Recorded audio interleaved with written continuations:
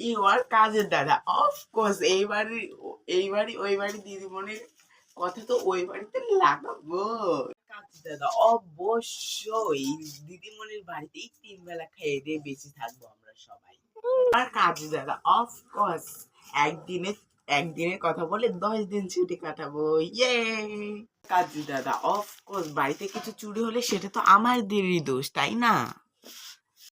Your কাজের দাদা of course দিদিমণি যতই গালমন্দ করুক তাও আমরা কোনো কথা না বলে কাজ করে যাব।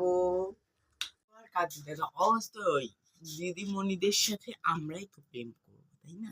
তোমার কাজের দাদা অফকোর্স বাড়িতে যদি কেউ না থাকে সেই বাড়িটা অবশ্যই আমাদের, তখন তো গার্লফ্রেন্ডকে ডাকাই যায়, তাই না?